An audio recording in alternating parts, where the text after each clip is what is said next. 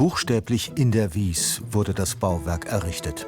Die berühmte Wieskirche zieht Massen von Pilgern und Touristen an. Längst wurde das Rokoko-Juwel von der UNESCO zum Weltkulturerbe gekürt. Doch nun droht Gefahr, ausgerechnet von Windrädern. Von Verschandelung der Landschaft ist die Rede. Im Prälatensaal der Wies stoßen die Pläne alternativer Energiegewinnung auf wenig Gegenliebe. Windräder, würde ich mal sagen, ist auf jeden Fall ein Thema. Man muss das ausbauen, aber nicht hier bei uns im Pfaffenwinkel. Doch gerade hier wollen die Landwirte Windkraftanlagen errichten, gegen alle Widerstände. Sie haben Baugenehmigungsanträge gestellt, nicht etwa für große Windparks, für genau 3 Windräder. Wir Bürgermeister wollten verhindern, dass wir Verspargelung haben bei uns im Oberland. Und man könnte drüber lachen, wenn es nicht so traurig wäre, dass wir keine Verspargelung kriegen, haben wir geschafft.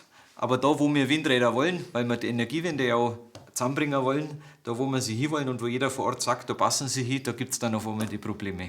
Man sieht es eigentlich hier in dem Gutachten relativ gut, dass da im Endeffekt das UNESCO-Welterbe uns da eine Strichdurchrechnung macht, obwohl hier eigentlich über 11 Kilometer Luftlinie dazwischen sind, zwischen unserem Raum, wo wir gerne die Räder im Endeffekt bauen wollen, und der Wieskirche.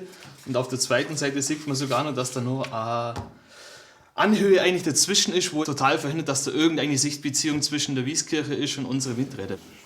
Nur wenn man die Bäume fällen und 30 Meter der Bergkuppe abtragen würde, erst dann wären die Rotorblätter von der Wies aus zu sehen. Doch dieses Argument ist hier nicht gefragt. Es gilt das Verdikt der UNESCO. Die Wies werde durch Windräder in ihrer kulturell-spirituellen und visuellen Fernwirkung gestört. Der Entzug des begehrten Titels wäre möglich. Davor fürchten sich nicht nur die oberbayerischen Baubehörden. Ohne diesen Welterbestatus würden wir sicherlich viel, viel weniger Menschen erreichen.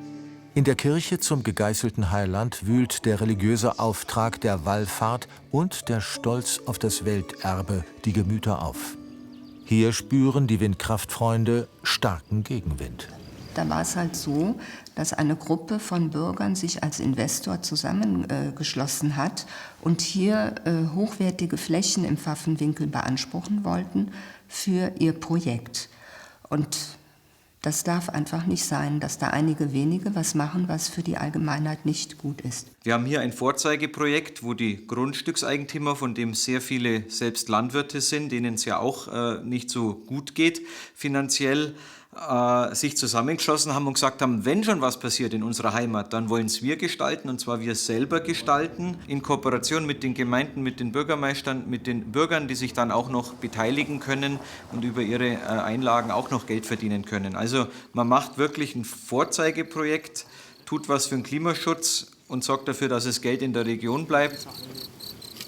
Wovon die Pfaffenwinkler noch träumen, hat der Bürgermeister von Biedingen im Schwäbischen schon erreicht. Windkraftenergie für die Allgemeinheit.